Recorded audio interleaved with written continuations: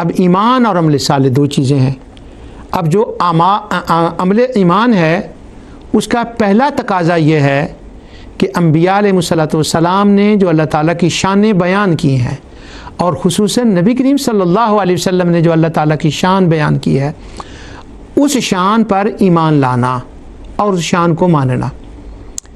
اب ہمارے زمانے میں مثلا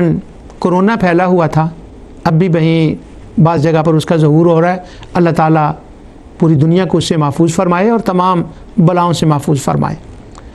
کرونا پھیلا ہوا ہو ہر طرف اور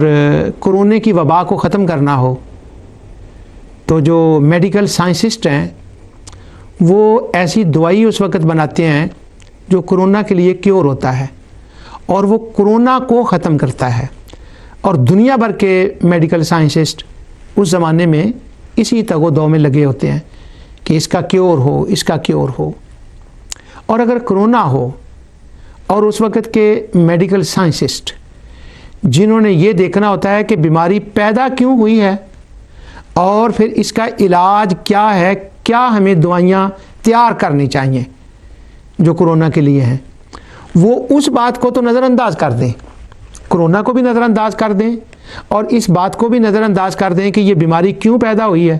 اور اس بات کو بھی نظر انداز کر دیں کہ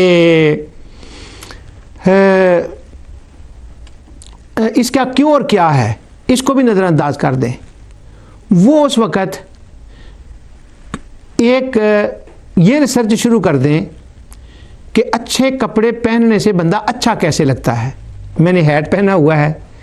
تو وہ ٹوپیوں کے اوپر ریسرچ شروع کر دیں کہ کن چیزوں کی ٹوپی بننی چاہیے، یہ کوٹ کیسے بننے چاہیے، شوزوں کے ڈیزائننگ کیا ہونے چاہیے، اور وہ اس پر کام شروع ہو جائے، اس پر ریسرچ شروع ہو جائے.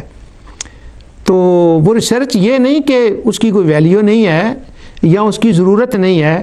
ہم یہ کہیں گے کہ موقع محل کے مناسب یہ بات نہیں ہے. بیماری تو یہ ہے اور بات کوئی اور کی جا رہی ہے، ریسرچ کچھ اور کی جا رہی ہے. ہاں وہ میڈیکل سائنسسٹ عین وقت کے تقاضے کے مطابق کام کر رہے ہوں گے جو اس کا یہ دو چیزیں دریافت کر رہے ہوں گے، کرونا کیوں اور کس سے ہوتا ہے، بیماری کیوں پیدا ہوتی ہے، اور دوسرا اس کا کیور کیا ہے. یہ بات میں نے اس لیے کی ہے کہ 29 اور 30 پارہ یہ مکے کے ابتدائی زمانے کا نزول قرآن ہے، اور اس زمانے میں